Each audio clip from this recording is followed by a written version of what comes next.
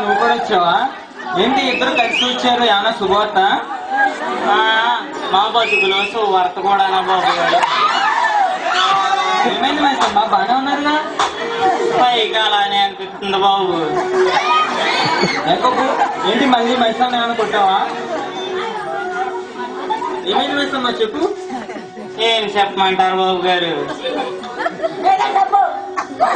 ఈ సచ్చినోడు ఇంట్లోకి అన్నా తెస్తే కదా. కోబు సరిగ్గా చూసుకోవట్లేదా మైసమ్ని? మరేంటి మైసమ్మ, ఏంటి ఏమన్నా గొడవైందా? చెప్పాకోబు నువ్వైనా ఏమైంది? అవును, ఇద్దరు కష్టపడుతున్నారు, 4 రాళ్ళు సంపాదించుకుంటున్నారు, ఆయన ఇంకా బాధేంటి? మాట్లాడి మైసమ్మ, ఏంటి ఇలా? అసలు ఏం జరిగింది?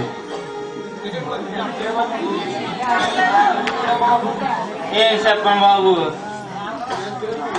ఈడన్నా తిట్టే కదా. కోబు మీ ఆవిడ చెప్పింది నిజమా? అసలు ఏంటి ప్రాబ్లం ఏంటి చెప్పు. నేనేం చెప్పినా ఆ పద్మ అంటదండి. ఇది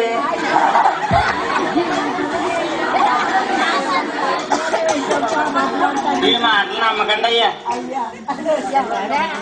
సగం కాదండి, అన్ని అబద్ధాలే. మైసమ్మ నువ్వు ఆగు, అసలు ఏమైందో చెప్పాకోబు. ఏం చెప్పమంటారండి బాబు గారు? అసలు నేను ఏం చెప్పిన అబద్ధాలు అంటది. అసలు ఇదే అబద్ధాలు కొట్ట. నువ్వే అబద్ధాలు కోరు. నువ్వే తగ్గలే. నువ్వే నువ్వే నువ్వే అసలు ఏమైందో చెప్పి వాళ్ళ మీద ఇక్కడ ఉండండి, లేకపోతే ఇంటికి వెళ్ళిపోయి కొట్టుకోండి. పడకండి బాబు గారు. మరి ఏమైందో చెప్పు మైసమ్మ. మాకు మీరే సాయం చేయాలి. అది ఇంట్లో మగడి మాట చల్లని దీనికి అసలు ఎవరైనా చెప్పలే గారు. ఎక్కువ నువ్వు ఊరుకో, అసలు ఏమైందో చెప్పు మైసమ్మ. ఏం చెప్పమంటారా అయ్యగారు? పొద్దున్న లేచిన కాడ నుండి ఒకటే యాతన. తెల్లవారక ముందే ఆ మురళి గారి ఇంటికి వెళ్ళి గుమ్మాలు తుడిచి అంట్లు తోమి వంటలు వండేటప్పటికి మధ్యాహ్నం అవుద్ది.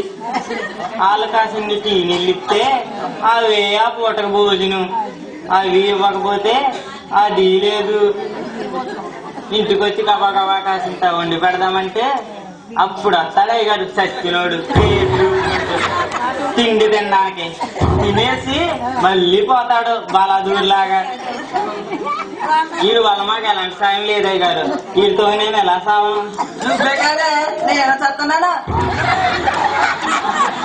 టీ తాగడానికి డబ్బులు లేక మంచి తాగుతున్నాను. ఒకసారి దీనికి ఏం చెప్తున్నా? ఒక్కోసారి కొళ్ళు కూడా తిరుగుతుంటే తిండి లేక 5 రూపాయలు ఇచ్చి రిక్షా ఎక్కండ్రా బాబు అంటే 20 రూపాయలు ఇచ్చాను సరే సేకరణ ఇస్తున్నాను. నాకు పని లేదు, వీధిలో బేరాలు లేవు కానీ ఇంట్లో మాత్రం ఆదాలు ఎక్కువ. పైగా ఈ రిక్షాకి రోజు 100 రూపాయలు వద్దుండే. ఒక్కోసారి 2 ఇడ్లీ తింటే డబ్బులు కూడా లేక మధ్యని తాగిపోతున్నాయండి. దీనికి ఏం చేసి ఇంట్లో పడి ఉంటది. ఎందుకలా పొద్దుండి రిక్షా ఎలా దొరుకుతాం? ఇంటికి వచ్చి ఏమన్నా తినాలట్టుగా చేస్తే ఊరుకుంటావేంటే? రాత్రి రంపాలు ఎట్టేస్తున్నాను, నువ్వు ఇచ్చిన డబ్బు అంతా బ్యాంక్ లో కాసేస్తున్నాను. అది కాదా ఇప్పటికే ఆ రిక్షా నిమిషానికి బాగా పడిపోయాను. ఆ బాకీ తీయలేదు. అలాగే అందుకే మండుద్ది. మొన్నే కదా బాకీ తీరిపోయిందన్నా. మళ్ళీ కొత్త ధర వచ్చింది. అది మాట్లాడి అది పాత బాగా మళ్ళీ కొత్తగా చేశాను. చూసారా బాబు గారు, మొన్నే బాకి తీరిపోతే మళ్ళీ కొత్తగా వచ్చింది అన్నాడు. మగోడు నాకు బోళ్ళు ఉంటాయా అన్ని నీకు చెప్పాలండి. చూడండి బాబు గారు, మాట్లాడితే చాలు ప్రతిసారి ఇదే మాట అంటాడు. ఏంటి యాకోబు ఇది? ఆడవాళ్ళు మాత్రం సంసారం ఎదట్లేదా? ఇది ఒక్కడే సంసారం నడిపేస్తున్నాడా? మాట్లాడితే చాలు నోరెత్తనవాడు. అవునే అంటారా? ఆడదాన్ని పడి ఉందంటే ఎక్కువ మాట్లాడావు నాని కట్టేస్తానే అనుకున్నా.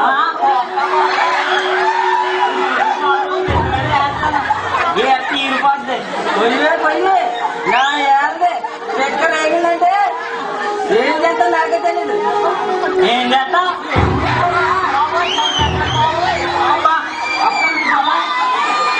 అసలు ఏమనుకుంటున్నారు? మార్కెట్ అనుకుంటున్నారా ఇల్లు అనుకుంటున్నారా? ఏంటి యాకోబు, మీరు ఇక్కడ ఉండి ఉద్దేశం ఉంటే సైలెంట్ గా ఉండండి. అసలు ఏంటి ప్రాబ్లం అంటే చెప్పండి. ఏంటి యాకోబు ప్రతిదీ ఇంట్లో చెప్పాలా అంటావు? భార్య భర్తలు ఇద్దరు సమానమే కదా, మీ కష్ట సుఖాలు ఒకరినొకరు పంచుకోవాలి వద్దా? మాట్లాడే యాకోబు.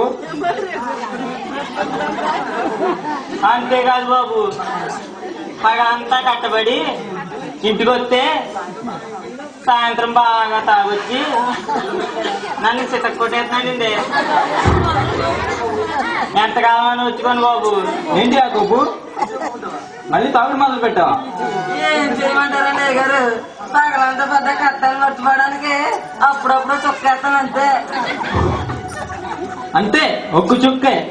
ఆ చొక్కే మీ జీవితాన్ని నాశనం చేస్తుందని మీరు గుర్తుంచుకోలేకపోతున్నారు. ఎన్నిసార్లు చెప్పినా మీరు మారరా యాకోబు. మందు తాగితే వచ్చేది సుఖం కాదు, మత్తు. ఆ మత్తులున్న కొంతసేపు మీరు అన్ని మర్చిపోయినా ఆ మత్తు దిగిపోయాక మళ్ళీ మీ కష్టాలన్నీ మామూలే.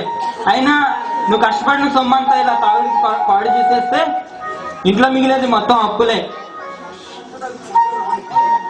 ఇంకా ఇలా తాగేసి గొడవలు పెట్టుకుంటే హత్యలు ఆత్మహత్యలు తప్పితే తాగుడు వల్ల ఉపయోగం ఏమీ లేదు. ఇప్పటికైనా మారే యాకోబు, లేకపోతే వెళ్ళు. నువ్వు అలా తాగుతానంటే వెళ్ళి తాగి ఎక్కడైనా పడి చచ్చిపో.